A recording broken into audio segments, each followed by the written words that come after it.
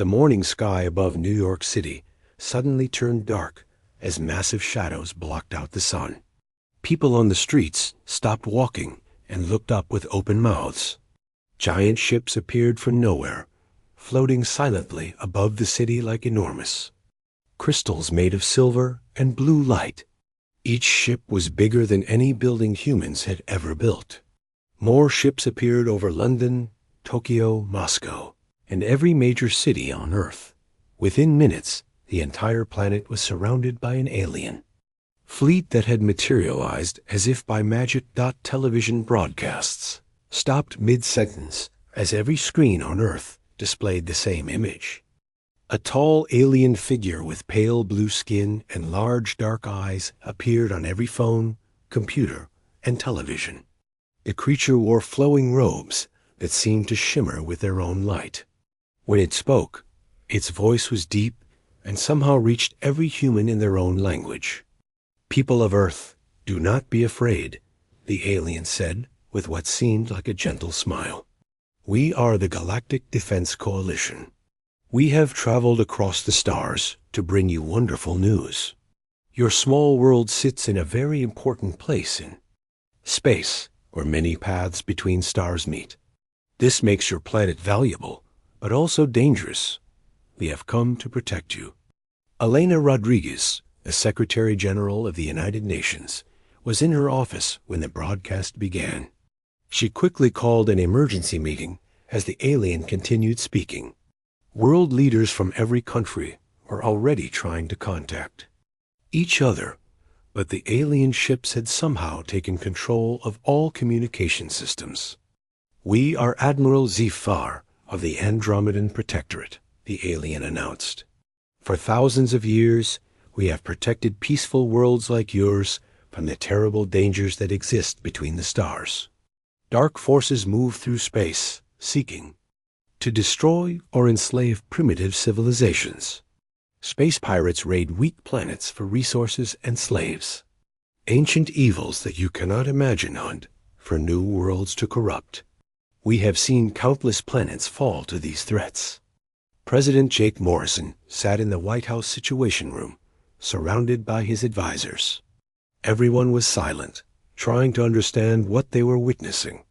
The alien's words sounded reassuring, but something about the situation felt wrong. Why had they appeared so suddenly? Why had they taken control of Earth's communications without asking? "We offer you our protection," Admiral Zephyr continued. "Our ships will remain around your world, watching for danger. We will share some of our advanced knowledge with you. Your sick will be healed with our medicine. Your energy problems will be solved with our technology. All we ask is that you accept our guidance in matters of defense and slowly learn to join our galactic community." In London, Prime Minister Lucy Barnes was having similar thoughts to President Morrison.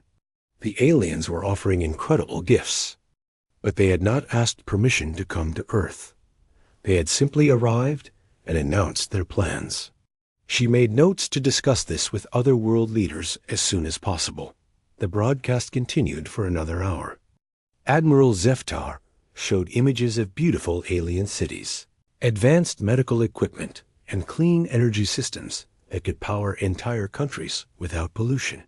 He spoke about the great galactic civilization that Earth could eventually join. But every time he mentioned the dangers they were protecting Earth from, his descriptions remained unclear, and when the broadcast ended, chaos erupted around the world. Some people celebrated in the streets, believing that humanity's problems were solved. Others protested, demanding that the aliens leave immediately.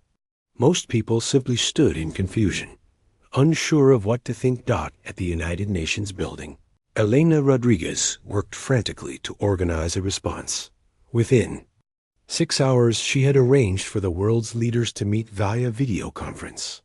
The aliens had restored normal communications, but made it clear that they were monitoring everything.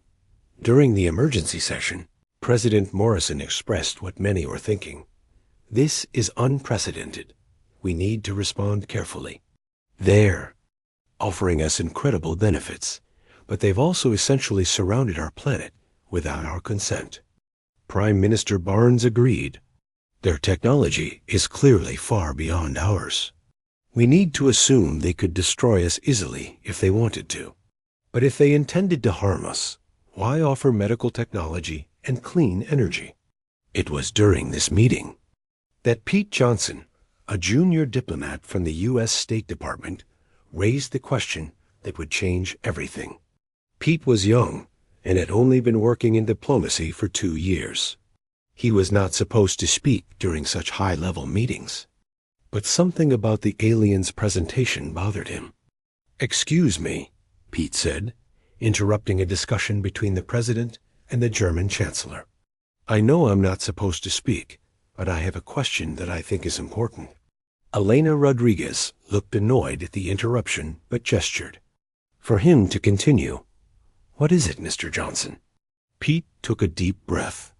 "Well, Admiral Zeftar keeps talking about all these terrible threats that want to destroy Earth.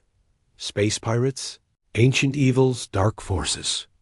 But he never really explains what any of these things are. I mean, if someone was going to protect my house, I'd want to know exactly what they were protecting it from. Shouldn't we ask for specifics?" The room fell silent. It was such a simple, obvious question, but somehow none of the world leaders had thought to ask it directly. President Morrison nodded slowly. "That's actually a very good point. They're asking us to accept their protection, but they haven't given us clear information about what we're being protected from." Elena Rodriguez made a note. "We should request a formal meeting with Admiral Zeftar. We'll ask for detailed information about these threats they keep mentioning." Within hours, the UN had sent an official communication to the alien fleet, requesting a face-to-face meeting to discuss the specifics of Earth's supposed dangers. The response came quickly, but it was not what they expected. Admiral Zeftar's image appeared on their screens again, but this time he seemed less friendly than before. "Your primitive minds cannot comprehend the sophisticated dangers that threaten your world. You must trust our superior knowledge and experience. We have protected many worlds. We know what is best." Pete Johnson was present for this second communication. As soon as it ended, he turned to Elena Rodriguez. "Did you notice that he didn't answer our question? He just told us to trust him without giving us any real information." Elena frowned. "You're right. That's concerning."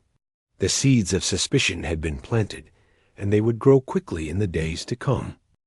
3 days after the aliens arrived, Dr. Lisa Chun was working late in her laboratory at MIT. As a xenobiologist, she had spent years studying the possibility of alien life, but she had never expected to encounter it so dramatically. The alien ships still hung in the sky above Boston, their strange blue glow visible even during the day. Lisa had been analyzing every piece of information available about the visitors, and what she found made her increasingly uncomfortable. The aliens claimed to be protectors, but their behavior patterns reminded Lisa of something else entirely. She had studied animal behavior for years, and the coalition's actions looked more like territorial marking than protection. They had positioned their ships not just around Earth, but in specific locations that would control all space traffic, too. And from the planet, Captain Roy Martinez had noticed the same thing from his position at NORAD. As a military strategist, he understood defensive positioning, and what the aliens were doing was not defensive. Their ships formed a perfect blockade around Earth. Nothing could leave or enter the planet without passing directly under their guns. Roy had been quietly sharing his observations with other military leaders around the world. Colonel Kate Williams in London and Commander Alex Rodriguez in Brazil had all reached similar conclusions. The aliens were not positioned to protect Earth from outside threats. They were positioned to control Earth itself. Meanwhile, the aliens had begun implementing what they called their protection protocols. Small alien shuttles had landed in major cities around the world, and blue-skinned aliens had emerged to establish what they called guidance centers.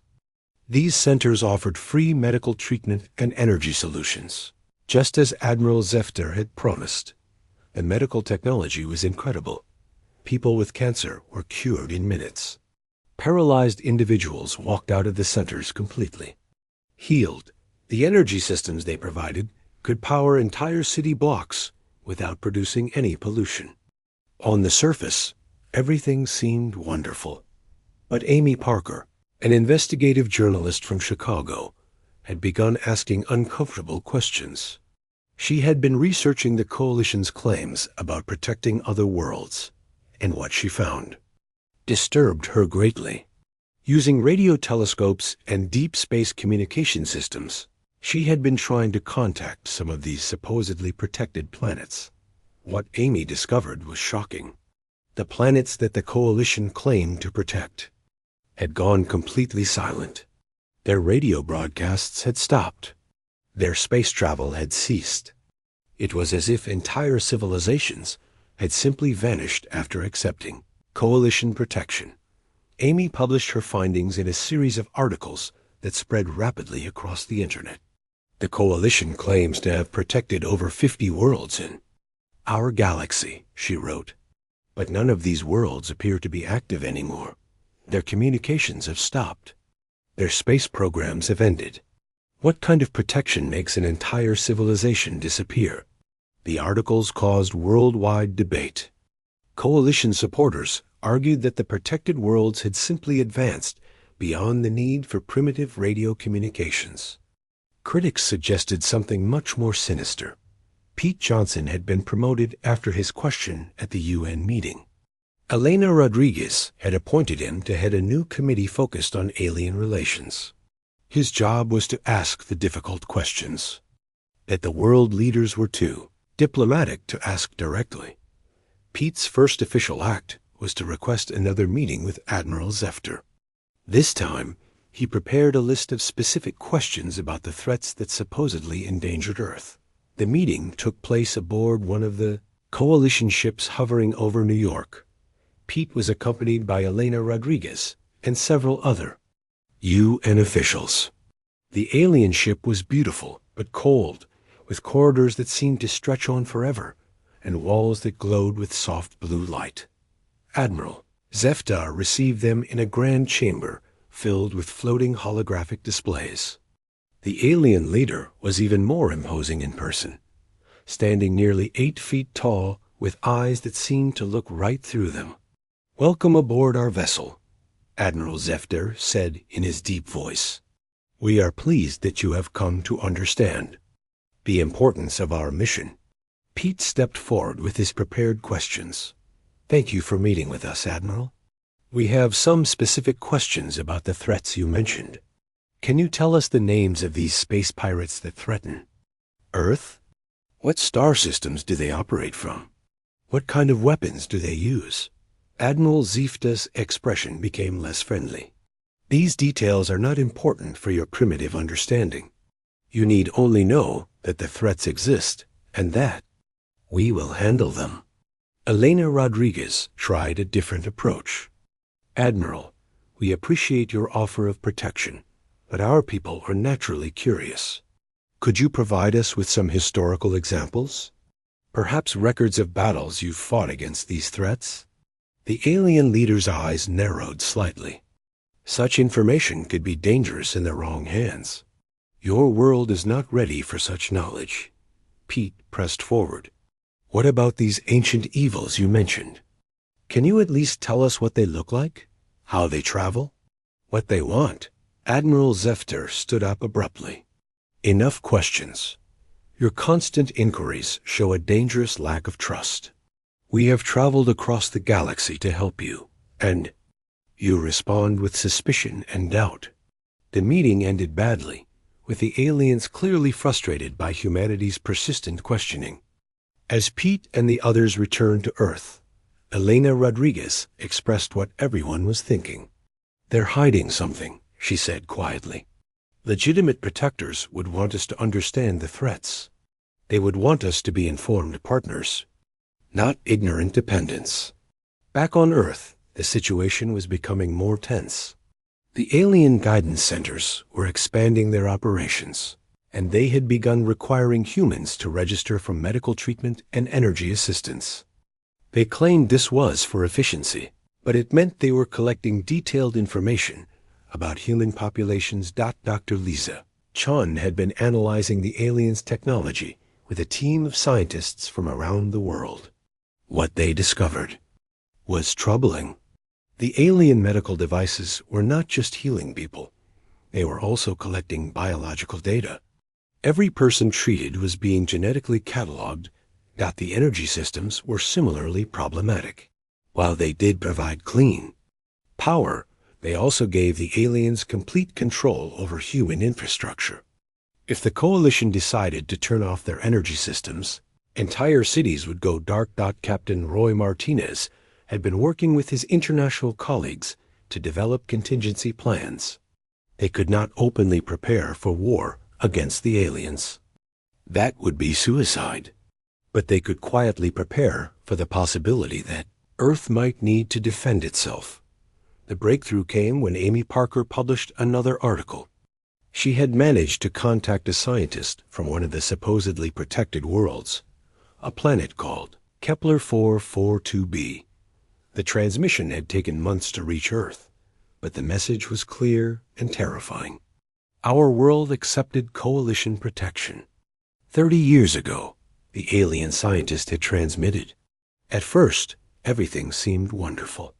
They cured our diseases and solved our energy problems. But gradually, they took control of everything. Now we are slaves in our own world. They mine our resources and use our people as workers. We cannot leave our planet. We cannot even communicate with other worlds without their permission. Do not trust them. Do not accept their protection. Fight while you still can. The message was broadcast around the world before the coalition could stop it. Public opinion began to shift dramatically. Protests broke out in major cities. People demanded that their governments ask harder questions about humanity's supposed protectors. Pete Johnson called for another UN emergency session. This time, he had a simple but crucial question to ask Admiral Zefter. We've been thinking about your offer of protection, and we have one final question. You keep talking about threats to Earth, but you won't give us any specific information about these threats. So we want to ask you directly, what exactly are you protecting us from? Admiral Zefter's response would reveal the truth that humanity was beginning to suspect. The greatest threat to Earth was not some mysterious enemy from space. The greatest threat was standing right in front of them, offering protection with a smile while planning conquest behind closed doors. Danny Kim had always been good with computers, but he had never tried to hack an alien communication system before. The 26-year-old programmer from Seattle had been working for a tech company when the aliens arrived. Now, 2 weeks later, he was part of an unofficial group of hackers and scientists trying to uncover the truth about humanity's supposed protectors. The opportunity came by accident. One of the alien guidance centers in downtown Seattle had experienced what appeared to be a power surge. For exactly 17 minutes, their security systems had gone offline. Danny happened to be walking past the building when it happened, and he noticed that his laptop could suddenly detect alien communication signals.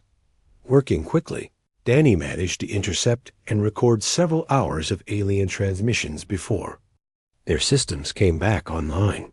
What he discovered when he translated the communications made his blood run cold. The aliens were not discussing threats to Earth. Instead, their messages were full of terms like containment status, population, compliance levels, and resource extraction timeline. One message particularly stood out. Phase 2 implementation proceeding as planned. Human resistance minimal. Recommend advancing to Phase 3 ahead of schedule. Danny immediately contacted Dr. Lisa Chun at MIT. Lisa had become an unofficial coordinator for scientists around the world who were studying the aliens. When she saw Danny's intercepted communications, She knew they had found the smoking gun they needed. "This proves what we've been suspecting," Lisa told Danny over an encrypted video call. "They're not here to protect us. They're here to take over our planet." Lisa shared Danny's discovery with her network of researchers. Dr. Steve Thompson, a physicist at Cambridge University, had been analyzing the aliens' defensive capabilities. What he found supported Danny's intelligence perfectly. "Their ships are not configured for space combat," Steve reported during a secret conference call with scientists from 12 countries. "I've been studying their weapon systems and shield configurations. Everything about their technology is designed for planetary siege operations and population control, not for fighting other space fleets." Captain Roy Martinez had been conducting his own investigation from the military side. Working with Colonel Kate Williams and Commander Alex Rodriguez, he had been analyzing the aliens' tactical positioning around Earth. Their conclusion was unavoidable. The coalition fleet was not defending Earth from external threats. They were implementing a blockade. "Every ship is positioned to control human movement," Roy explained to his secret coalition of military leaders. "They can prevent anyone from leaving Earth, and they can stop anyone from coming to help us. This is not a defensive formation. This is a prison." The evidence was mounting, but they needed more proof before they could convince world leaders to act. Pete Johnson had been working with Elena Rodriguez to organize another formal meeting with Admiral Zefter. This time, they planned to ask much more direct questions. The meeting was scheduled to take place at the UN headquarters. Admiral Zefter arrived with a larger group of aliens than before, including what appeared to be military officers and scientists. Pete had prepared carefully for this confrontation. "Admiral Zefter," Pete began, "we've been studying the information you've provided about the threats to our world. We have some concerns that we'd like to discuss." The alien leader nodded, but his expression was noticeably less friendly than during their first meeting. "What concerns do you have?" Pete opened a folder containing printed reports from scientists. "Around the world. Our researchers have been trying to identify these space pirates and ancient evils you mentioned. We've been scanning deep space with our most advanced telescopes and radio systems.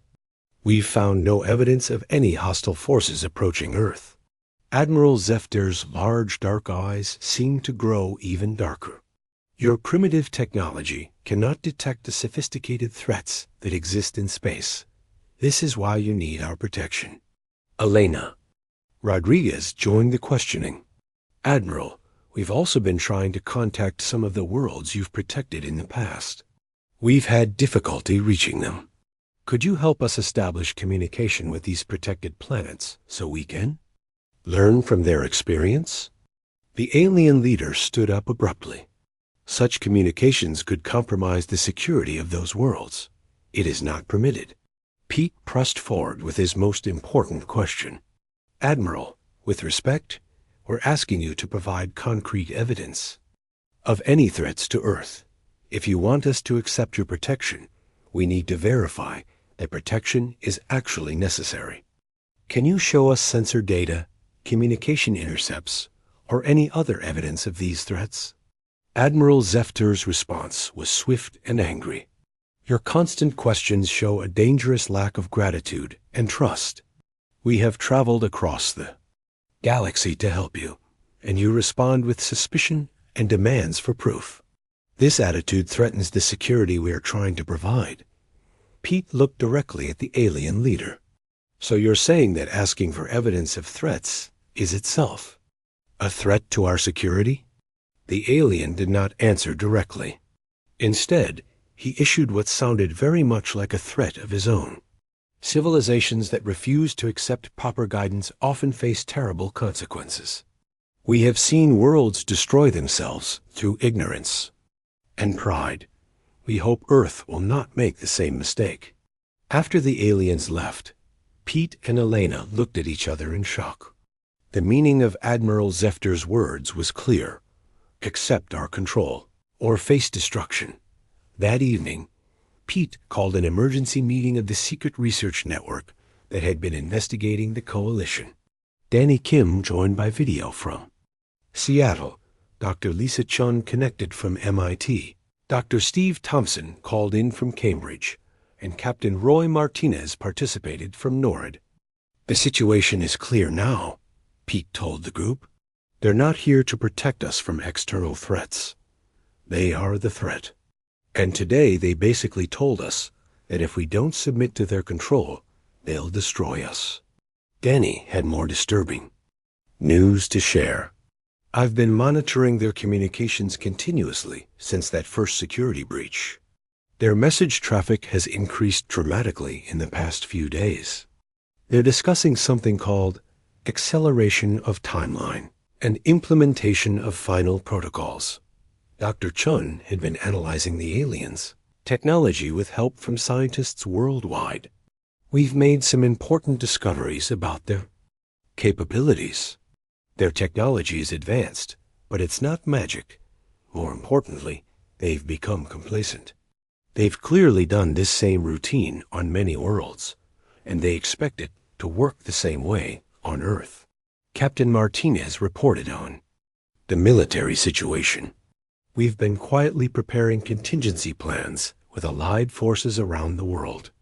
We can't match their firepower directly, but we might not need to.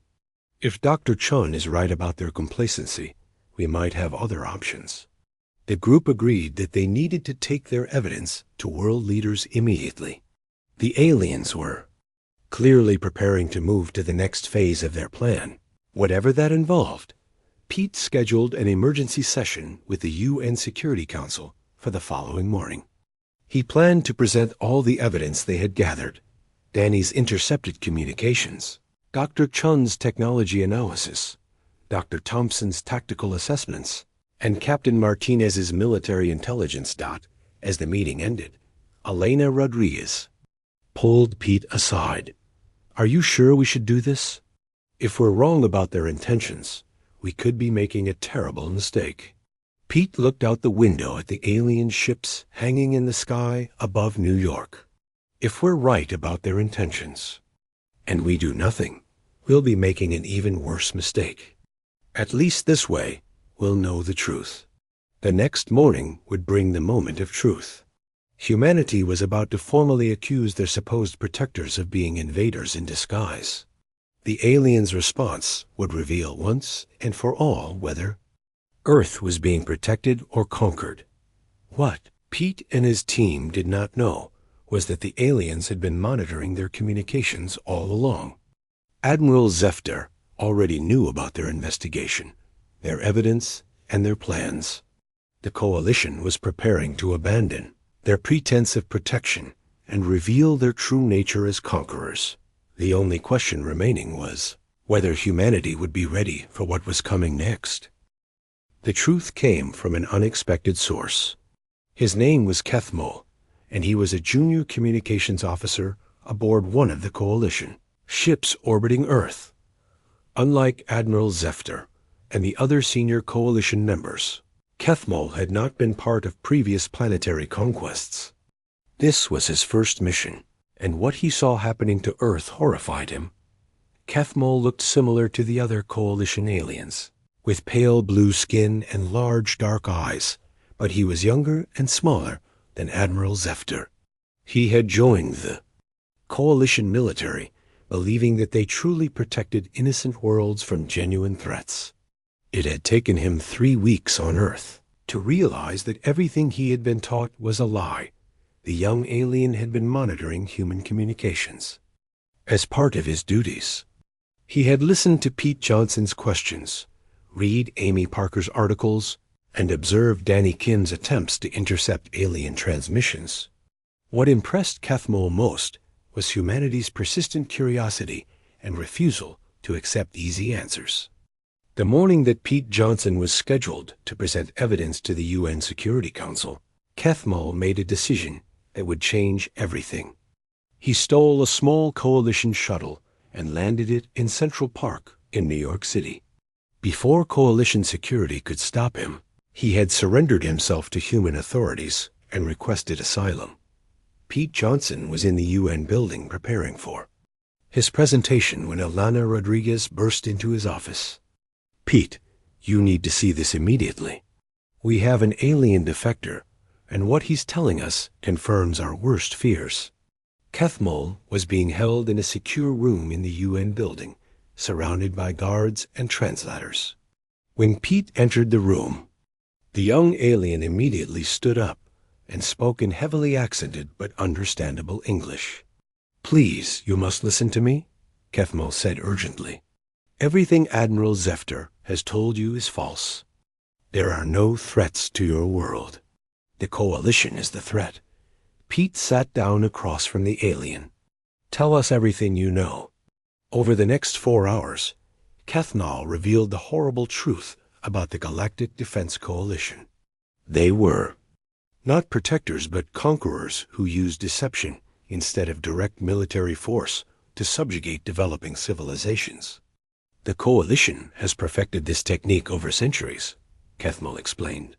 "We appear as benevolent protectors, offering to defend a world from imaginary threats. We provide advanced technology to create dependency. We gradually assume control of planetary infrastructure and government. Once a world is completely dependent on us, we reveal our true nature." Pete asked the question that everyone was thinking. What happens to the people on these conquered worlds? Kethmol's expression became even more grim. They become slaves. The Coalition strips their planets of valuable resources while using the native population as a workforce. The people are kept alive and controlled through their dependency on Coalition technology. Eventually, when a planet's resources are exhausted, the population is relocated to work camps on other worlds. Dr. Lisa Chun had been called in to verify Kethmol's story using scientific methods. She brought equipment to scan his biology and technology. "His physiology is consistent with the other Coalition members we've observed," she reported. "But his shuttle contains data files that support everything he's telling us." Danny Kim was brought in to analyze the technical information from Kethmol's shuttle. What he found was damning evidence of the Coalition's true activities. These files contain detailed records of over 200 conquered worlds, Danny reported. Each conquest followed the exact same pattern they're using on Earth. Captain Roy Martinez questioned Kethmol about Coalition military capabilities. "If we resist, what are our chances?" The young alien considered the question carefully. The Coalition's primary advantage has always been deception, not superior military technology. They prefer to conquer worlds without fighting because war is expensive and unpredictable.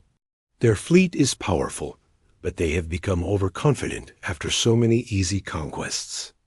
Elena Rodriguez asked the most important question of all. "Why are you helping us? What do you gain by betraying your own people?"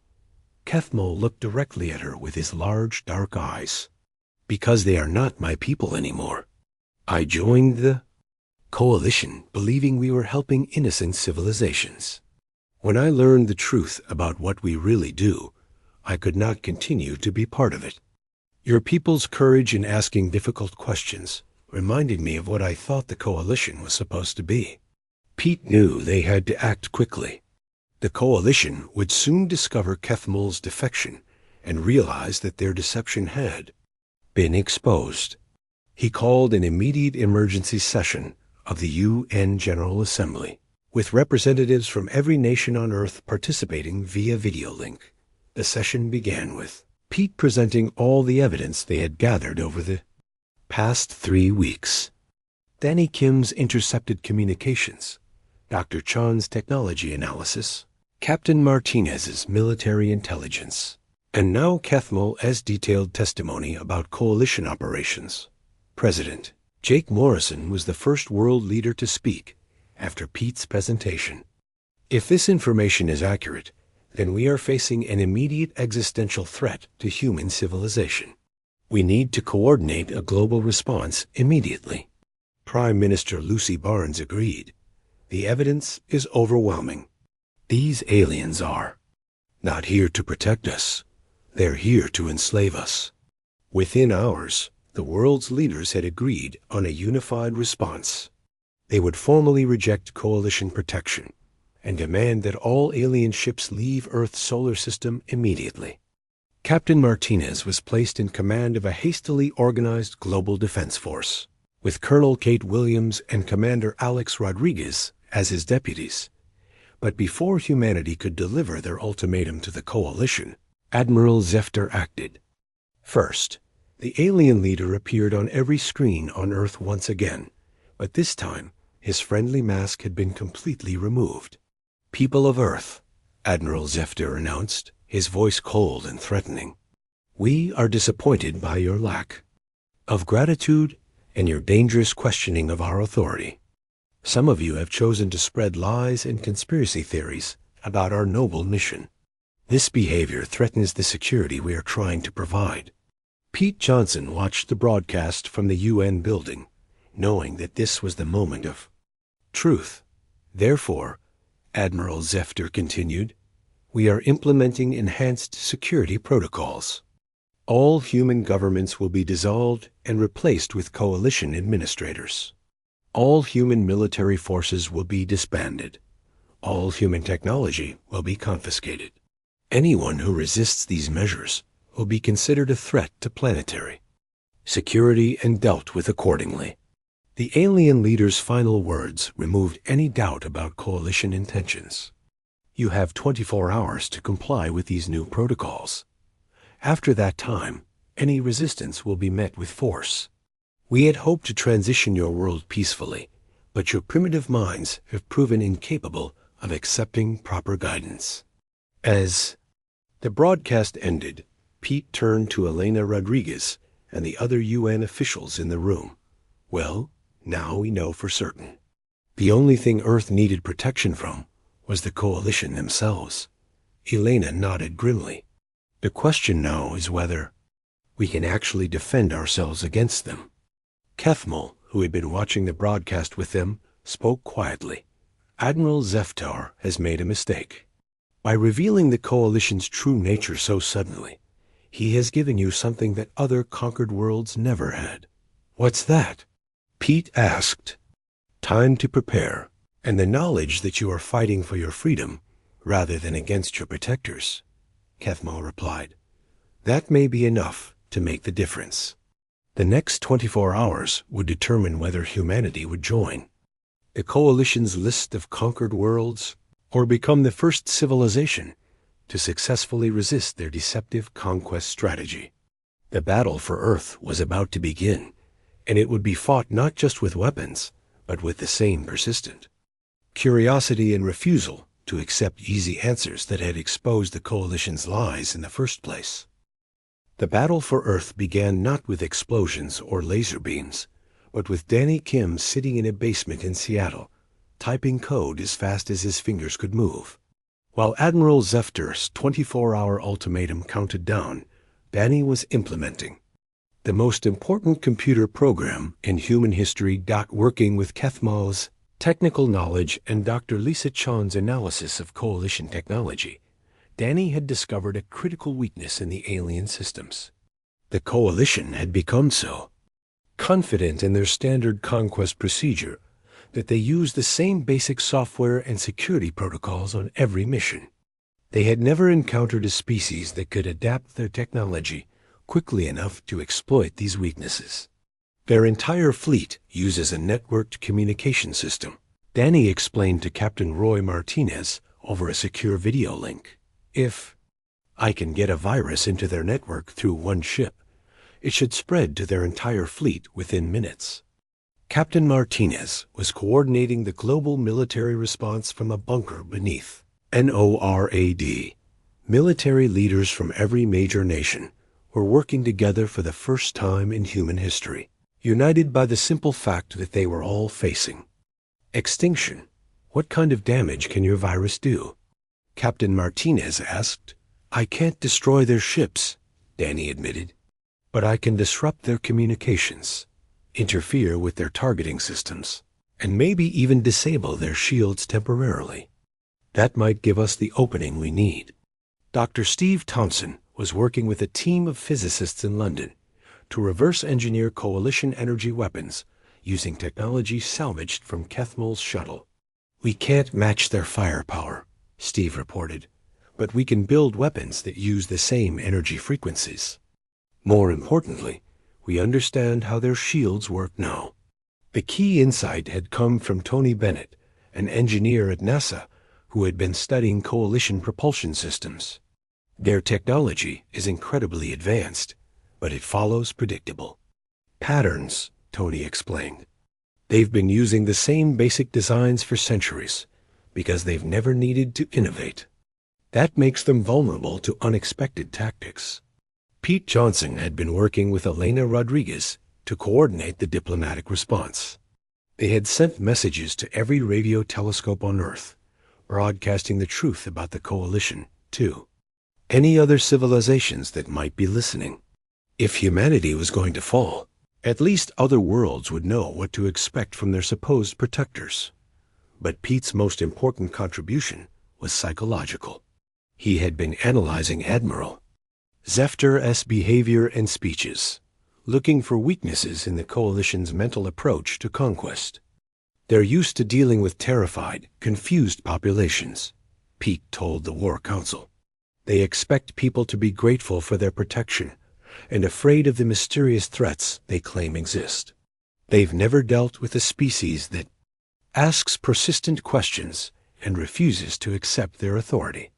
As the ultimatum deadline approached, Amy Parker was broadcasting continuously from a hidden location, keeping the world informed about humanity's resistance efforts. Her reports were being transmitted not just across Earth, but into space, where they were picked up by other coalition ships and eventually by other alien civilizations. "This is Amy Parker, reporting on what may be humanity's final day of freedom," she announced. "But if we're going down fighting, and we're making sure the galaxy knows the truth about the so-called Galactic Defense Coalition." With 2 hours left before Admiral Zefter's deadline, the coalition made their first move. Alien shuttles descended toward major cities around the world, carrying what Kethmal identified as occupation forces. The aliens expected to land unopposed and take control of human governments. They were wrong. Captain Martinez had positioned military units around every coalition guidance center on Earth. The moment coalition shuttles began landing, human forces attacked with weapons modified using coalition technology. The aliens were caught completely off guard. At the same time, Danny Kim launched his cyber attack. His virus penetrated the coalition communication network through a guidance center in Seattle and spread to the entire alien fleet within minutes. Suddenly, coalition ships found themselves unable to communicate with each other or coordinate their response. Dr. Chun and her team activated electromagnetic pulse devices they had built using coalition energy technology. The pulses disrupted alien shield systems just long enough for human weapons to get through their defenses. But the most effective part of humanity's defense was completely unexpected. As coalition forces tried to establish control over Earth's major cities, they encountered something they had never faced before: humans who simply refused to be intimidated. The coalition's standard procedure relied on psychological manipulation. They expected conquered populations to be afraid and confused, grateful for any guidance from their technologically superior protectors. But humans had spent 3 weeks asking questions, investigating claims, and exposing lies. They knew exactly what they were fighting against. In New York, when coalition troops tried to take control of the UN building, they were met by Pete Johnson and a crowd of diplomats who simply sat down and refused to move. "You promised to protect Earth," Pete announced loudly, making sure his words were being broadcast around the world. "Well, the only thing Earth needs protection from is you." The coalition soldiers were trained for military combat, not civil disobedience. They had no idea how to respond to humans who were not afraid of them. Similar scenes played out across the globe. In London, Prime Minister Lucy Barnes stood in front of Parliament and delivered a speech that was broadcast worldwide. The Coalition told us they were here to protect us from threats we couldn't understand. But the threat we couldn't understand was them. Admiral Zefter, watching from his flagship as his carefully planned conquest fell apart, made a critical error. Frustrated by unexpected resistance and communication failures, he ordered his ships to begin bombardment of human cities. It was exactly the wrong decision. The bombardment proved to every human on Earth that the Coalition were not protectors, but invaders. More importantly, it gave Captain Martinez the excuse he needed to implement the most dangerous part of humanity's defense plan. Working with Kethmol and Tony Bennett, human engineers had modified several nuclear submarines to operate in space. The submarines had been equipped with Coalition propulsion systems and armed with weapons built using alien technology. Most importantly, they were small enough to avoid detection by Coalition sensors that were designed to track large spacecraft as Coalition ships focused their fire on Earth's surface. The submarines emerged from hidden underwater bases and attacked the alien fleet from unexpected angles. The Coalition had never encountered submarine warfare in space, and their tactical systems were completely unprepared for such an unconventional assault. Danny, Kim's virus had already disrupted Coalition communications and targeting systems. The submarine attacks created even more chaos. Coalition ships found themselves unable to coordinate their defense against small, fast-moving attackers that appeared and disappeared without warning. Dr. Chun's electromagnetic pulse attacks continued to disrupt alien shields at critical moments, allowing human weapons to penetrate Coalition defenses. But the real breakthrough came when Tony Bennett's team managed to capture an intact Coalition ship. The ship had been disabled by one of Danny's virus attacks and boarded by human forces before its crew could recover. Within hours, human engineers were reverse engineering Coalition technology and broadcasting the technical specifications to resistance groups around the world. Admiral Zefta realized that his conquest was failing spectacularly. The Coalition had never lost a world before, and he had no idea how to respond to a species that could adapt their technology so quickly. In desperation, Admiral Zefter sent a message to Coalition High Command requesting reinforcements. But Amy Parker's broadcasts had already reached other alien civilizations across the galaxy. The truth about Coalition operations was spreading faster than Zefter could contain it. Several Coalition member species began questioning their own governments about the organization's activities. On worlds that had been conquered decades earlier, resistance movements began forming, inspired by humanity's example. The turning point came when Kethmol managed to contact other Coalition defectors throughout the fleet. It turned out that many young Coalition members had joined the organization, believing it was genuinely dedicated to protecting innocent worlds. Learning the truth about their mission, more than 30% of the Coalition fleet defected to the human side. Admiral Zefter found himself commanding a divided fleet, unable to communicate effectively, under attack from multiple directions, and facing a human population that absolutely refused to surrender. Pete Johnson delivered humanity's final message to the Coalition from the steps of the UN building, with cameras broadcasting his words across Earth and into space. Admiral Zefter, you came here promising to defend Earth from threats. You are right about one thing. Earth did face a threat. That threat was you. He continued, you thought you could conquer us the same way you conquered other worlds. You thought we would be grateful for your protection and afraid of your threats. You were wrong. We asked questions. We investigated your claims. We exposed your lies. And now we